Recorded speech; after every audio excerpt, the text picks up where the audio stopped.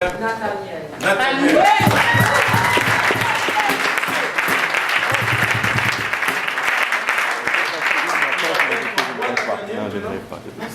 C'était pas toi qui t'es fait.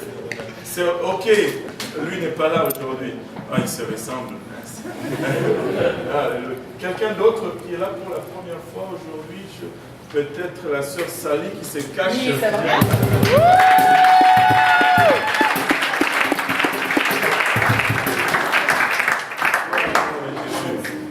Et sœur Avia, tu es là pour la première fois.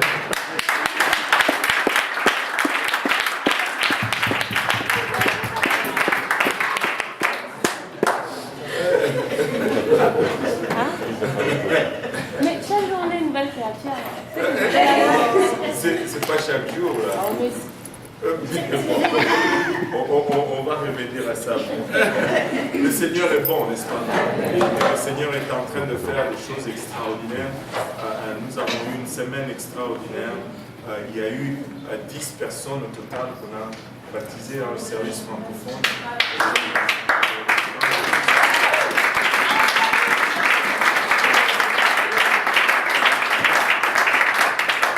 On a eu à peu près 14 personnes. Et il y a le frère qui vient d'arriver, c'est Benoît, le frère Benoît qui est là.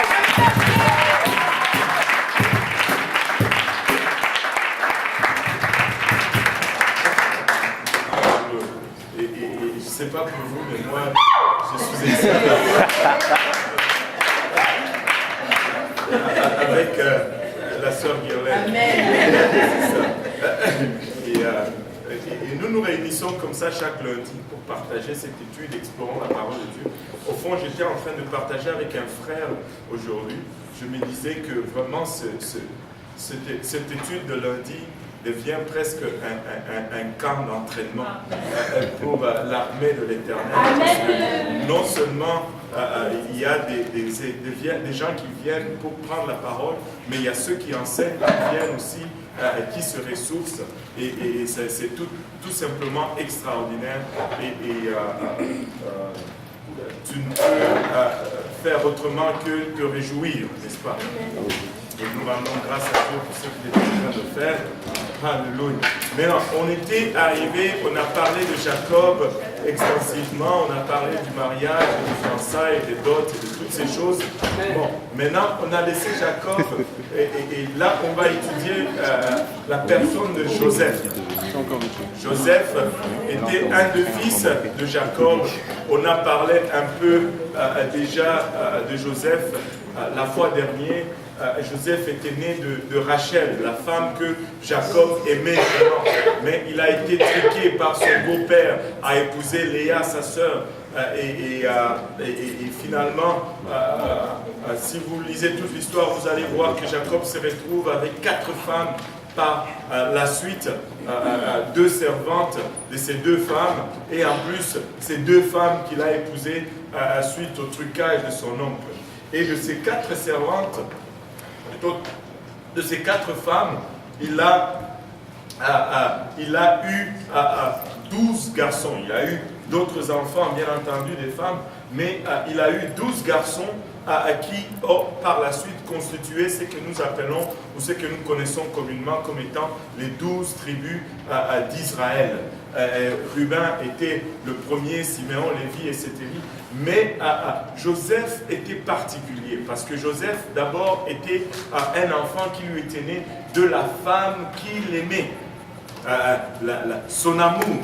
Et en plus de cela, Rachel était stérile au départ. Donc il fallait qu'il attende, jusqu'à ce que Dieu lui accorde grâce et que Rachel se trouve enceinte et qu'elle lui enfante finalement Joseph.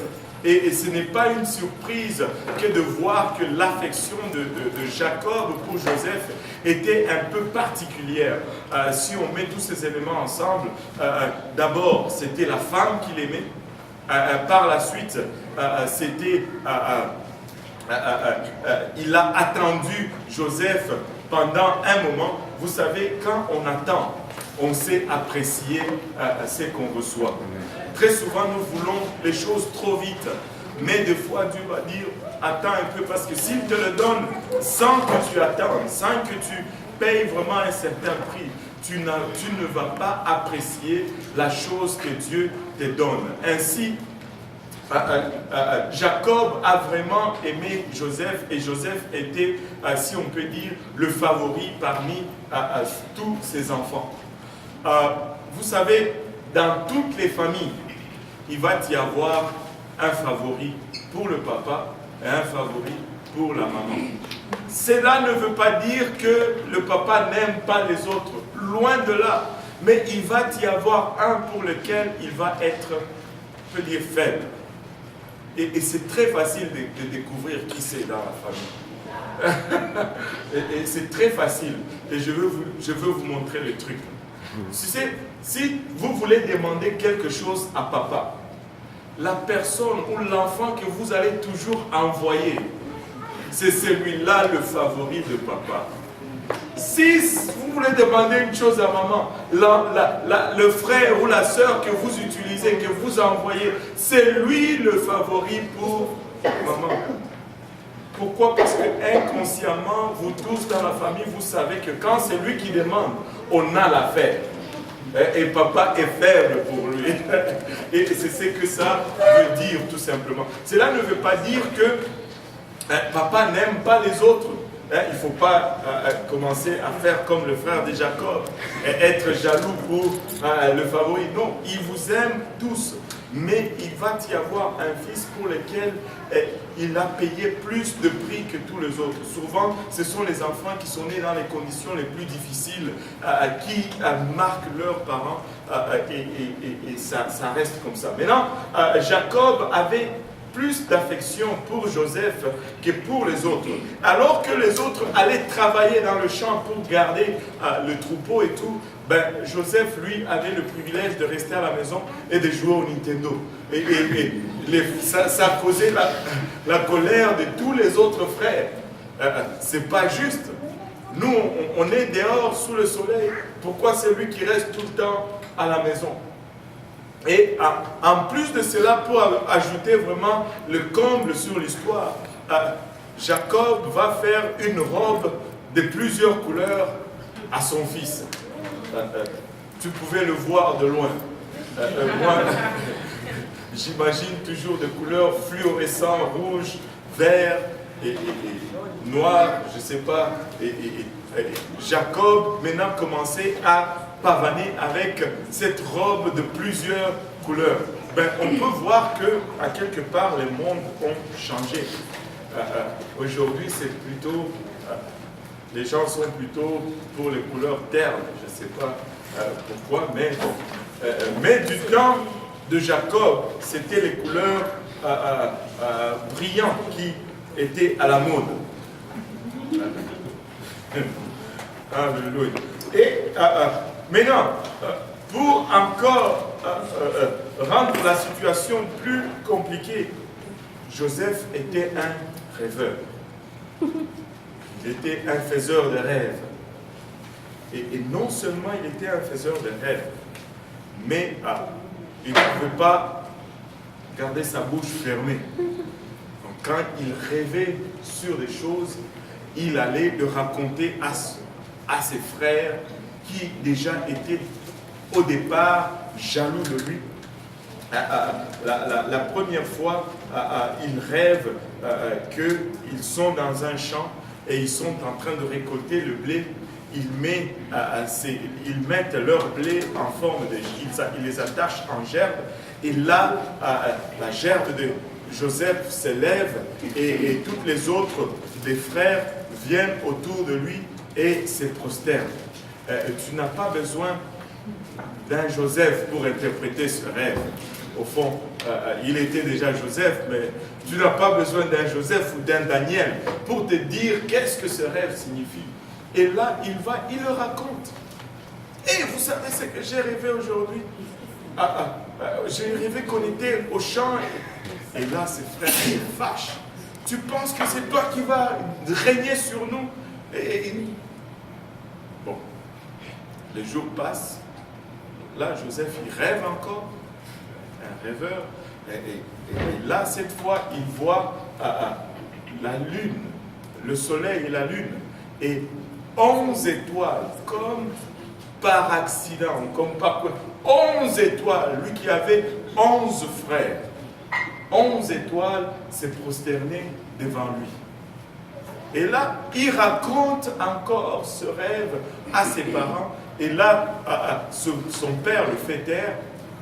Et ses frères se fâchent encore. Ah, tu penses que nous, tu vas régner sur nous, toi, blablabla. C'est sûr, il y en a d'autres, on verra. Mais tout cela n'a fait que stimuler la jalousie encore davantage de ses frères. Et c'est rendu au point où ses frères le détestaient littéralement. Maintenant, comme à leurs habitudes, les enfants de Jacob étaient à l'extérieur pour paître leurs troupeaux, alors que Joseph encore était resté à la maison. Et là, attends, je cherche le passage, comme ça on va pouvoir le lire.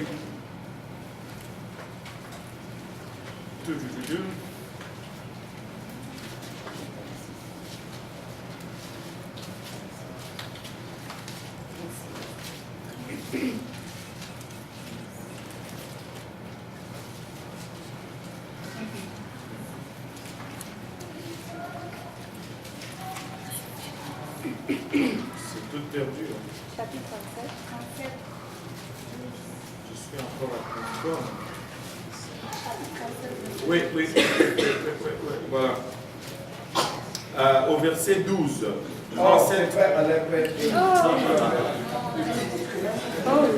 Tu n'es même pas avec nous ici. Tu es de l'autre côté du mur.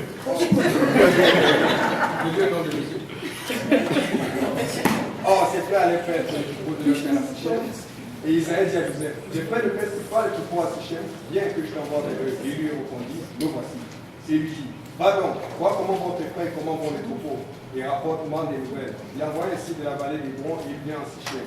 Et un homme le trouvant errant par les champs, et cet homme l'interrogea, lui dit, que cherches-tu? Il répondit, je cherche mes frères, enseigne-moi ce que Christ où je fais. Et l'homme dit, ils sont partis ici, car je les ai entendus dire, allons à Bethany. Joseph allant donc après ses frères, et il les trouva à Bethany. Et il le vit de loin, et avant qu'il fût près de lui, complotèrent contre lui de le mettre à mort.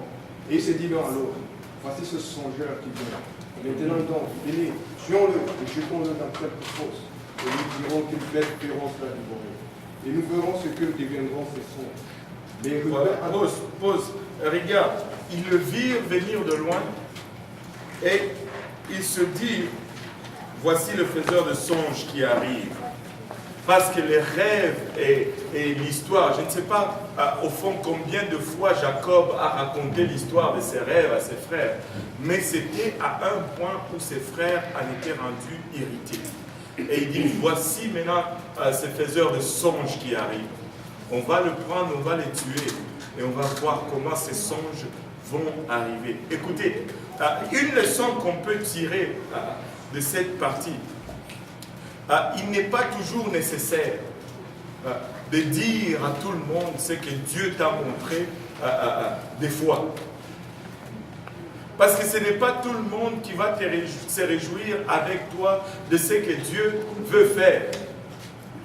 Certaines choses, quand Dieu te parle, tu les gardes seulement pour toi. Parce que c'est comme ça. C'était ses frères. Amen. Amen. Et vous, vous êtes mes frères.